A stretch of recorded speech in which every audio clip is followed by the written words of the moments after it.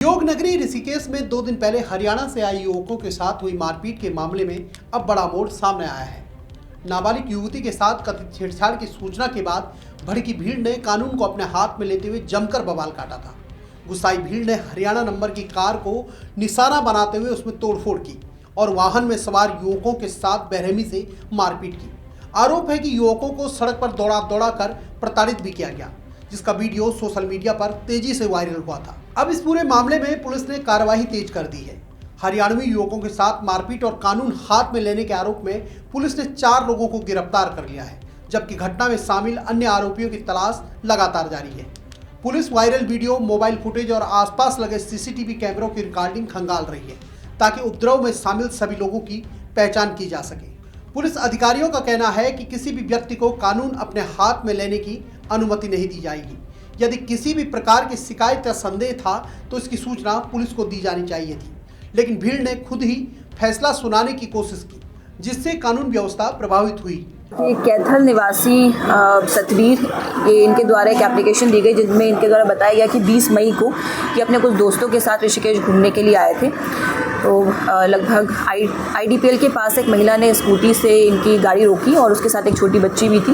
इनकी आपस में कुछ बहस होने लगी, तभी आसपास के जो कुछ लोग थे वो इकट्ठा होकर आ गए और वहाँ पे भीड़ एकत्रित हो गई। इन दोनों की आपस में बात चली रही थी कि तभी कुछ लोगों ने इनके साथ मारपीट शुरू कर दी, गाली गलौज शुरू कर दी और उसके बाद फिर इनके साथ अभद्र व्यवहार करते हुए जानलेवा हमला करने की भी कोशिश की है और लगातार मारपिटाई करते रहे। इनकी गाड़ी को भी तोड़ा फोड़ा गया है और लगातार इनके साथ मारपीट कर रहे थे। कुछ लोगों द्वारा इनको छुड़वाया गया। वहाँ पर जो महिला थी उसने भी 112 को कॉल किया, पुलिस वहाँ पर पहुँची जिससे कि इनको छुड़वाया। इनके द्वारा जो ये एप्लीकेशन दी गई है, इसके आधार पर संबंधित धाराओं में मुकदमा दर्ज कर लिया गया है।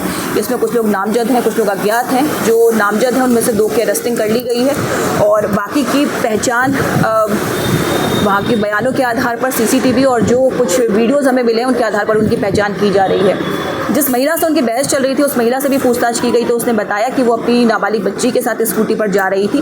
तभी उसकी बच्ची ने बताया कि इस गाड़ी से किसी लड़के ने उसको कुछ बोला है, कुछ इशारा किया है।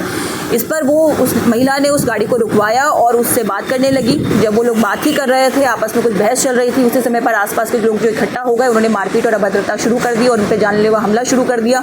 महिला ने भी उनको रोकने का प्रयास किया और साथ ही साथ वो जो आसपास के कुछ लोग थे उन्होंने उनको किसी तरह से बचाया। अब इसमें जो 2 लोगों की अरेस्टिंग हुई है, इसमें जो नामजद हैं उनकी कुछ की पहचान करके उनकी भी अरेस्टिंग के प्रयास किए जा रहे हैं।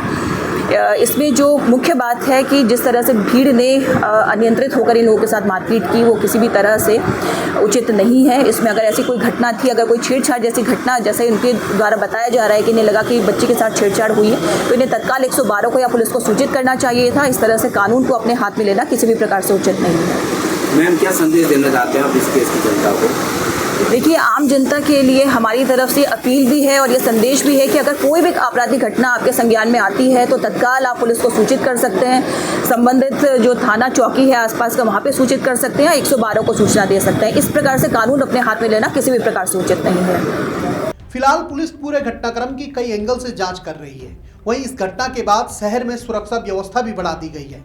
पुलिस का दावा है कि वीडियो फुटेज के आधार पर जल्द ही अन्य आरोपियों को गिरफ्तार भी कर लिया जाएगा। ऐसी ही रिपोर्ट्स को देखने के लिए जुड़े रहिए तीतर न्यूज के साथ।